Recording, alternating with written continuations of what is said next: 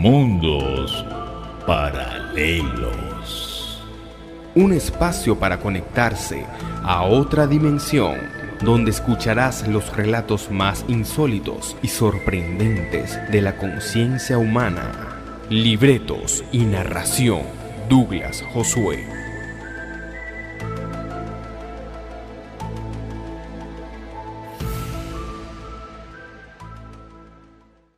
Según contó la propia muchacha, a 30 años después, todo transcurrió así. Eran las 12 del mediodía y su madre, como hacía casi a diario, se disponía a preparar el almuerzo para su marido, que solía venir de las huertas a esas horas después de una jornada de ardua labor campesina.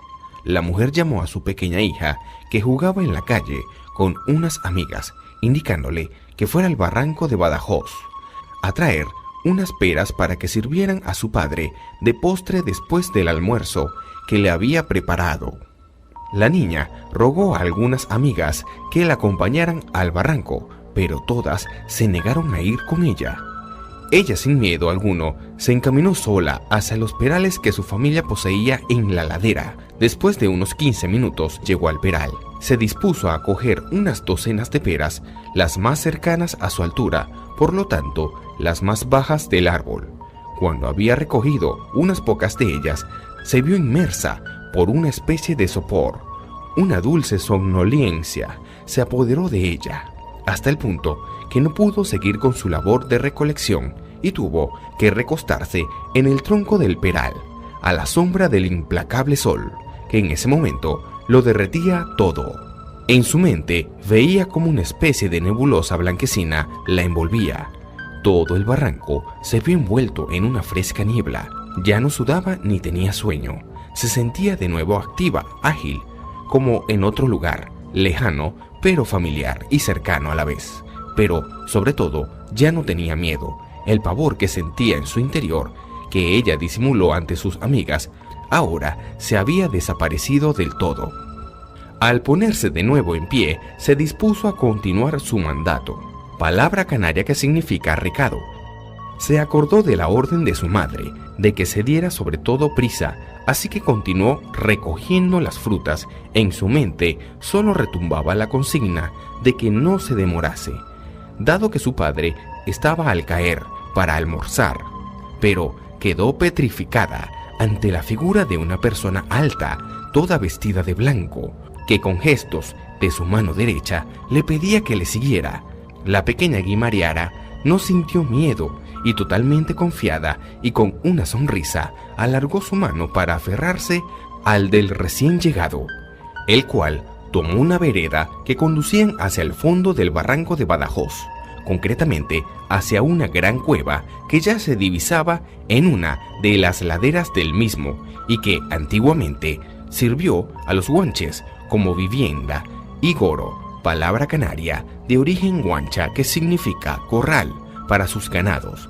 Al entrar en la cueva, ella seguía a aquel ser con toda la seguridad y confianza, como si de un auténtico ángel de la guarda se tratara. Se adelantaba cada vez más hacia el interior, el cual parecía no tener nunca fin. De repente, al pasar por un estrecho pasadizo entre dos piedras volcánicas, se abrió ante ella un valle, todo lleno de frutales y árboles de casi todas las especies que habían antiguamente en Tenerife. Ella miró girando su cuerpo totalmente, como si de una bailarina de ballet se tratara. Quedó atónita al comprobar cómo habían más figuras vestidas todas de blanco con el mismo atuendo que el de su guía. Suspiró de felicidad y una sensación de paz y tranquilidad la invadió. Todos y todos se comportaban como si de un cuadro se tratara. La temperatura, el verdor y hasta la suave brisa hacían que ella se sintiera como Eva en el paraíso.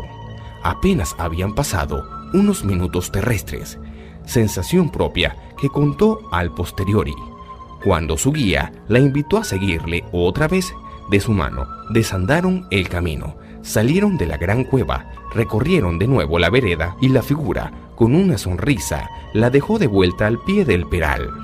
Ella despertó con una sensación de placidez y recordó las peras, y el tiempo transcurrido cogió unas cuantas más y se encaminó de nuevo hacia su casa. Pero de nuevo, el calor veraniego la hacía resoplar y sudar, pero se dio cuenta que hacía mucho más calor que hacía media hora. Era totalmente imposible que la temperatura subiera tanto en media hora.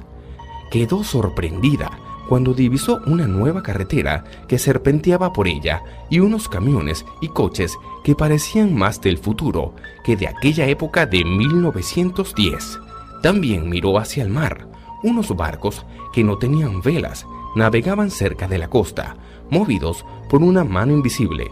También le pareció ver cómo el pueblo de Guimar había crecido. Ahora habían muchas más casas nuevas y parecían algunas más altas que hacía media hora. Cuando cruzó la esquina para disponerse a subir la empinada cuesta, que era el camino que le conducía a su casa, se cruzó con una mujer de unos 40 años que quedó petrificada, mirándola al tiempo que se echó a correr aterrada hacia la puerta de la primera casa que encontró. «Abran la puerta, salgan deprisa, ha vuelto la niña de las peras, ha vuelto 30 años después y está con la misma ropa y la misma edad», gritó su amiga de la infancia, aquella niña amiga suya que ahora parecía tener unos 40 años. No daba crédito de la reaparición de la niña de las peras. Esos 30 minutos que la niña estuvo con estos seres fueron el equivalente en el tiempo real terrestre a 30 años.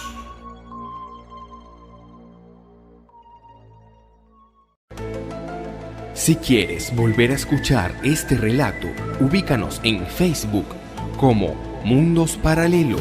Síguenos en Twitter, @mparalelos, o escríbenos a mundosparalelos1@hotmail.com.